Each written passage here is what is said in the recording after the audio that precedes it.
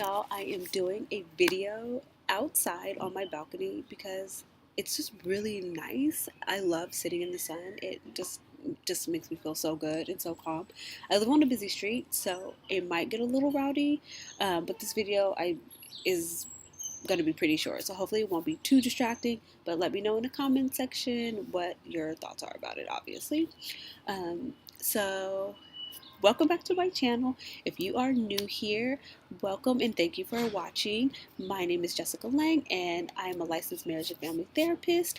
And this channel is a survivor's guide to life. It is all things trauma related.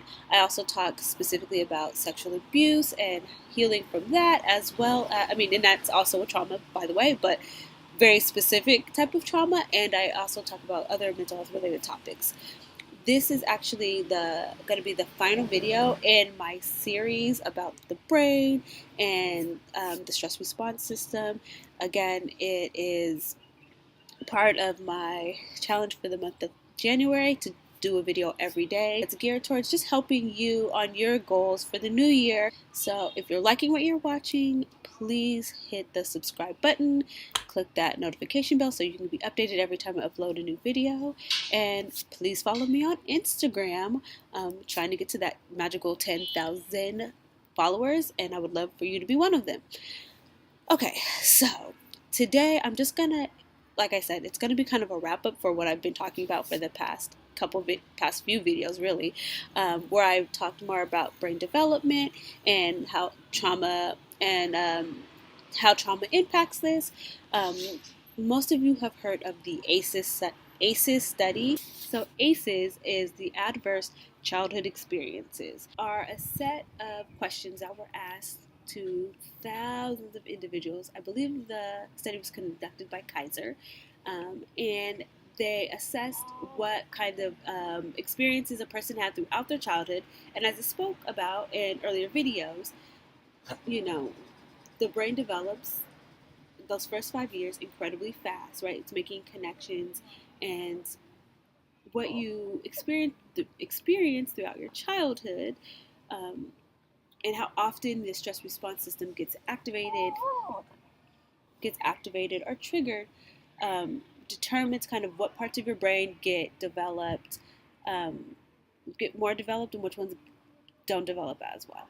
So when they looked at the ACEs, they were assessing for physical abuse, sexual abuse, emotional abuse, um, domestic violence, um, any type of substance abuse that was happening within the home, mental illness within the family system, and parent separation or divorce, and if there's an incarcerated member of your family, typically the parents.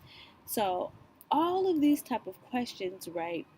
Put so if you've experienced any one of these or a combination of these, you are placed at a significant higher risk for problems later in life. So these problems could be other mental health disorders like depression, anxiety, um, something that fits in one of those categories, PTSD, substance use. I mean, it really does run the gamut. So what they were trying to do was figure out how how the ACEs determine long-term impacts, and then what can be done about it. My dog is joining the video, evidently. So what they found was that actually the ACEs, adverse childhood experiences, are relatively common. I think anybody who has lived would not be surprised by this. So I'm looking at the SAMHSA government website that talks about ACEs, just to give you a statistic, and this is from 2018. So it says, for example, 28% of study participants reported physical abuse and 21% reported sexual abuse. Many others reported experiencing a divorce or parental separation, or having a parent with mental and or substance use disorder. So that is incredibly high, and I want to just talk about, again, doing almost like a brief review of what I talked about in my other videos about the stress response system being triggered. And tomorrow I'm going to talk more about attachment, and that's going to that's going to talk more about why divorce and separation can feel so traumatic for a child. But in terms of the others, like sexual abuse, physical abuse, that triggers like those type of abuses activate the stress response system, and when they happen repeatedly, again, I spoke of this, it moves the person's baseline so that they're more sensitive to threats in their environment, react accordingly for self-protection.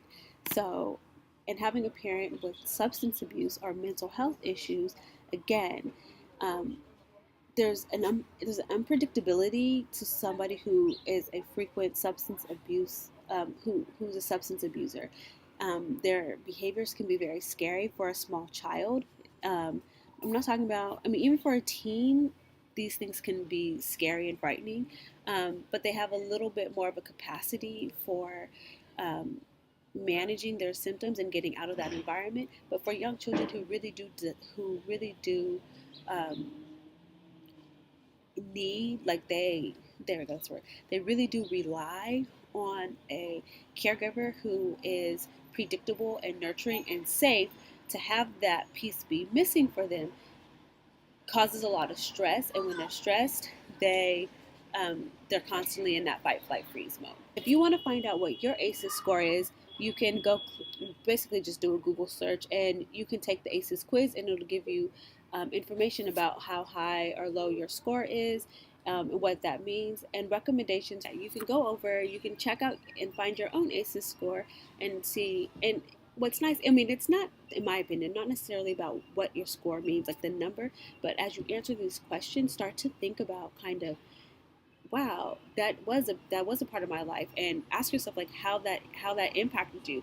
How does that impact you today? What are your beliefs about yourself, about the world, about people, based on those early experiences? That's what's so important about the ACEs. It's not the number in and of itself, but again, since we talked about the cortex just yesterday, the meaning making piece. How does that what meaning do you make out of those numbers, and out of the scores, and sorry, out of the scores you got, but also the meaning you make about the relationship you had with your parents or different adults in your life, or the abuse you experienced. One of the most common things that I hear from parents is like, oh, I got spanked as a child and I'm fine.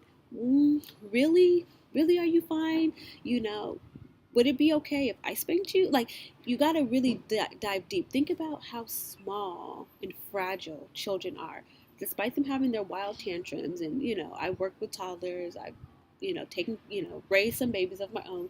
I know how it is, they can take you to that place, but really think about how small they are, how out of control they feel when they're having a tantrum. Nobody wants to have a tantrum, and how much they rely on you, the adult, to help them regulate and calm down.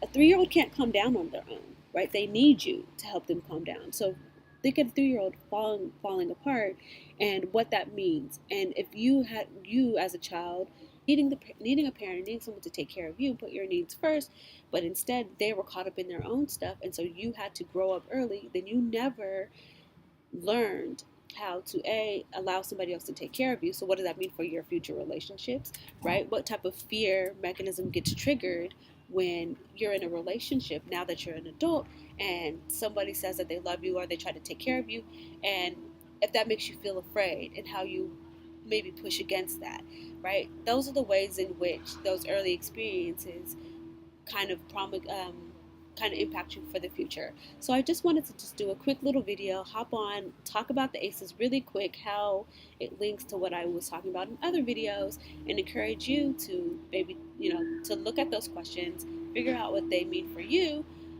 Maybe if you feel comfortable, share that down below. I might even do it myself, right? And comment on my own video and share that with you, so we can make this interactive. Street Sweeper's coming. Yeah, it's time to hop off. I will see you guys in the next video.